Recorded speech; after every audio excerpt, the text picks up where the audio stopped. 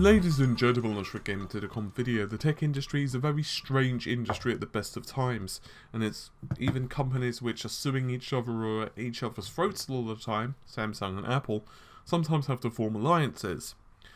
And in this case, Samsung are going to be producing A9 chips for Apple, at least according to a Bloomberg report. So to give you a bit of an insight into this, last year it was rumoured that Samsung would be going back to making Apple's A9 chips using the 14nm process. So what had happened is TSMC had already won all of the orders for the A8 and the A8X, which of course are system on chips. They're used in a variety of different Apple devices, but not least of all like the iPhones and also even the iPad. So the A8X is just a slightly upgraded version. It's got slightly better performance, better GPU, and so on. But the new Bloomberg report has said that Apple are going to be utilizing Samsung's foundries to build all of its A9 chips. The bad news is, however, for TSMC, they had already spent $12 billion to invest in its new 16nm process, which means that they're a little bit out of pocket, to say the least. To give you an idea of the scale and magnitude of Apple's expenditure when it comes to chips, they gobble up about 7.6% of all of the industry's total chip purchases, which is astounding when you consider the amount of competitors they've got in just the mobile space, let alone tablets, and all of the other industries in the tech sector. Yet they're purchasing 7.6%, which equals to about 25.8 billion. That's how much they actually coughed up to buy these chips. But obviously they're making quite a bit of profit with their devices anyway, so I don't think it's too much of a big deal.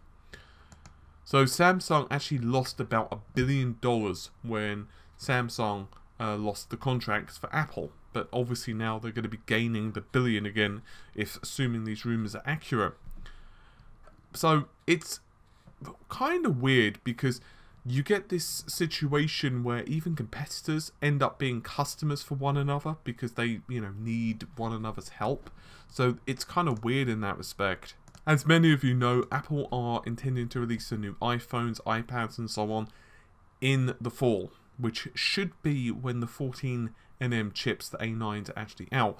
And the A8s are being used in the second generation Cyclone core, so the A9s may use a redesigned core based on the same ARM V8 instruction set, which means in theory it's going to not only be more energy efficient, which is good because, well, we don't want power hungry devices, particularly mobile, but also theoretically there's going to be improvements to the CPU's own microarchitecture. Now, as I mentioned, the A8X does have better single thread performance, depending on the application of course, but it's around 13% better single threaded, about 55% multi-threaded.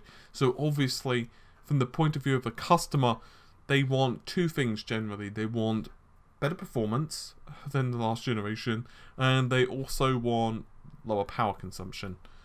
So it's just kind of how we are as customers. We want to actually have a reason to upgrade, and obviously Apple want to give us that. So the natural progression is to reduce the manufacturing size of the chips so that they can obviously reduce the power consumption, but additionally, naturally, the obvious logical conclusion is they also need better performance as well. Anyway, it's been a quickie today for me in tech because I'm getting all of the Vulkan stuff ready for you guys.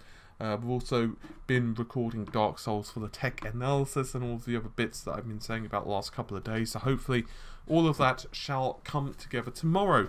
So it's just a quickie just to let you know that I am indeed alive and kicking. So hopefully you've enjoyed the video. I'll see you soon. Take care. Bye for now.